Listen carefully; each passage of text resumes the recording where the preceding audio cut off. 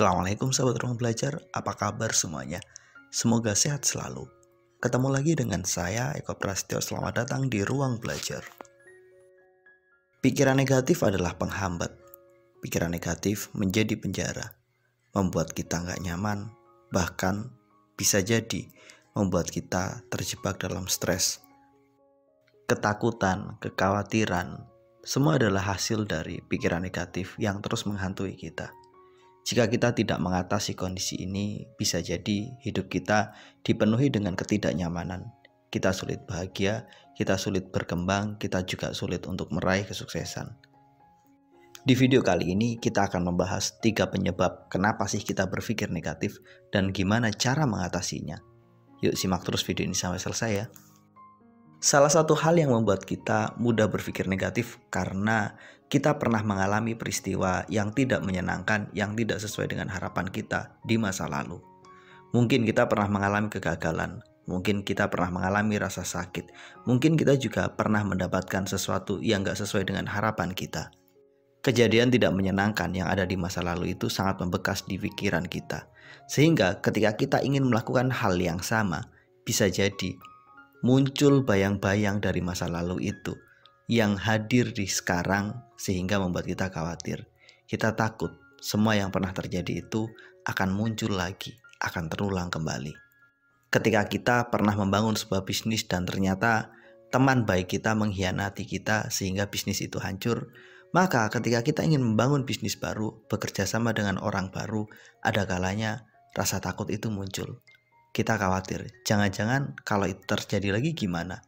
Kita takut, bagaimana kalau saya dikhianati lagi? Peristiwa masa lalu yang sangat membekas, yang sangat menyakitkan, yang membuat kita sangat tidak nyaman, itulah yang membuat potensi munculnya pikiran negatif itu sangat mudah terjadi. Selain pengalaman negatif yang kita alami, kadang pikiran negatif itu bersumber dari informasi negatif yang disampaikan oleh orang lain. Berbagai cerita, pengalaman yang disampaikan oleh orang-orang di sekitar kita, baik fakta, opini, bahkan gosip belaka, bisa jadi menghadirkan rasa takut untuk kita. Terlebih ketika kita mendengarkan cerita mereka, kita pun terbawa oleh alur cerita mereka dan kita pun membayangkan bahwa kita mengalami hal yang sama. Bisa jadi takut, khawatir, tidak nyaman itu semakin datang pada kita. Seolah-olah kita ikut mengalami peristiwa itu sehingga kita pun mendapatkan pikiran negatif di dalamnya. Misalkan ada sahabat kita bercerita bahwa ada hantu yang ada di sebuah gedung yang selama ini kita tinggali. Atau ketika ada yang bercerita bahwa ada hantu di kamar mandi di tempat kerja kita. Kemudian mereka saling bergosip, mereka saling bercerita. Maka kadang ketika kita mau masuk ke kamar mandi, bayang-bayang cerita negatif dari teman-teman kita itu membuat kita merasa takut tersendiri. Atau ketika sahabat kita bercerita tentang kegagalan bisnisnya, kemudian ia mengatakan bisnis itu nggak baik, bisnis itu sulit, jadi udahlah lebih baik kita nikmati aja yang ada. Kita bekerja dan kita mengelola gaji kita dengan baik. Cerita negatif tentang kegagalan bisnisnya kemudian kita dengarkan. Kemudian ketika kita hendak membangun sebuah bisnis, muncul rasa takut itu seolah-olah kita pernah mengalaminya. Padahal itu adalah pengalaman negatif orang lain. Belum lagi berbagai informasi negatif yang berseliweran di luar sana kadang membuat kita semakin merasa cemas. Berbagai informasi negatif yang setiap hari masuk ke dalam diri kita itu membuat kita semakin tidak nyaman. Maka pada akhirnya akumulasi dari cerita dari orang-orang di sekitar kita, pengalaman negatif yang kemudian sering kita dapatkan, kemudian informasi negatif yang juga sering kita akses, itu berkumpul menjadi satu sehingga semakin membuat pikiran negatif kita menjadi lebih kuat. Lantas bagaimana cara mengatasi kondisi itu? Gimana caranya agar kita bisa keluar dari penjara pikiran negatif itu? Cara pertama adalah belajarlah untuk menerima apa yang sudah terjadi. Semua yang sudah terjadi adalah bagian dari masa lalu. Jangan meratapi. Daripada kita meratapinya, lebih baik kita belajar untuk mengambil pelajaran. Terima yang sudah terjadi. Acceptance membuat kita lebih mudah untuk move on, membuat kita terbebas dari pikiran negatif yang mungkin muncul akibat pengalaman negatif itu. Jika kamu pernah dikhianati oleh teman baikmu ketika membangun bisnis, maka belajarlah untuk menerima itu. Ambil pelajaran dari itu semua. Ketika kita mau belajar menerima, mau belajar mengambil pelajaran, maka kita bisa jauh lebih ringan untuk melangkah. Ketika kita hendak melangkah membangun bisnis baru, maka bayang-bayang masa lalu itu tidak terlalu membebani kita. Karena apa? Kita telah belajar untuk menerima bahwa itulah takdir yang sudah terjadi.